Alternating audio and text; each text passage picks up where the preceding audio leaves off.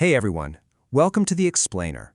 Today, we're diving into a seriously fascinating piece of ancient literature, the 30th chapter of Deuteronomy.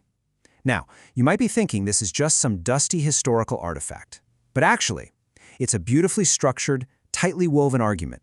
It is packed with these profound philosophical stakes about human agency, consequence, and ultimate redemption. Okay, let's dive right into this. The text kicks things off with a massive, crystal-clear ultimatum for its audience: life and good, or death and evil. Boom! There are absolutely no gray areas here. Everything we're about to unpack today branches directly out from this single dramatic proposition.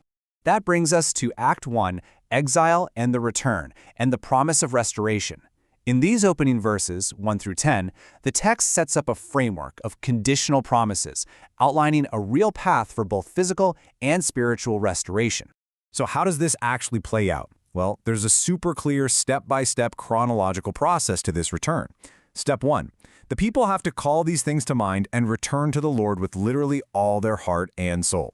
It's only after this deep internal realization that we hit steps 2 and 3, which are being gathered from the nations and prospering in the land. The takeaway? Repentance is the direct trigger for divine compassion. And this brilliantly illustrates the sheer sweeping scale of that physical gathering promised in verse 4. I mean, the outmost parts of heaven? The imagery here is massive. Even if you are scattered to the absolute furthest edges of the universe, the text insists you are not beyond reach. It's an incredibly powerful assurance.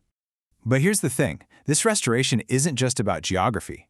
Verse 6 drops this intense ancient metaphor, saying God will circumcise thine heart. What this idiom actually means is a fundamental internal transformation. The text demands a total emotional shift so that people can love God completely. It's not just checking a box of external obedience. It's about fundamentally changing who they are on the inside. And if they manage that internal shift, the material blessings are huge. Captivity is overturned, enemies are cursed, and you get this incredible prosperity, fruitful bodies, cattle, land, you name it. But, and this is a big but, we have to remember that these are completely conditional. They're entirely contingent on actually listening to the voice of the Lord and keeping the commandments. Let's move along and see how this builds into Act 2, the law is near, the accessibility of the commandment. We're shifting gears here from physical restoration to the conceptual accessibility of the law itself. This is a really crucial pivot. The text cleverly tackles this massive anxiety the ancient audience almost certainly had. I mean, after hearing all these monumental conditions for blessing and cursing, a totally natural question pops up, right? Is this law just too hard? Is it literally out of reach? Well, verses 12 and 13 totally shut that anxiety down. The text rhetorically dismisses it, saying, look, you don't need to climb up to heaven to bring the law down, and you don't need to sail across the sea to go fetch it. The expectations aren't hidden from you. Instead, we arrive at this beautiful, deeply philosophical resolution. The word is very nigh unto thee, in thy mouth and in thy heart. The law is fully internalized. By putting the commandment right there in the mouth and heart of the individual, the text makes profound human agency completely accessible. Everything you need to succeed, you already have it right inside you. Which brings us to the climax in Act 3, life, death, and choice, the ultimate ultimatum.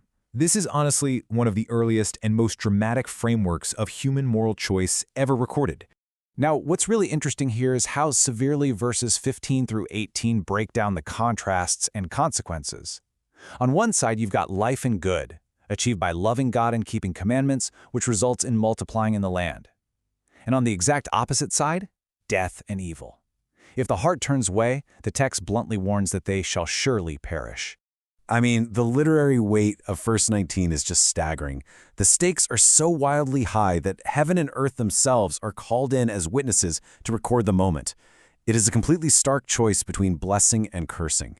You aren't just making a quick decision for today, you're literally setting the trajectory for your own survival. So, the crucial point is this final, piercing command. After laying out the whole shebang, the blessings, the curses, the inner transformation, and how accessible the law actually is, the text leaves us with this: therefore, choose life. What an incredibly empowering, provocative call to action. It echoes right across the centuries, asking every single one of us to consider the profound weight of the choices we make today.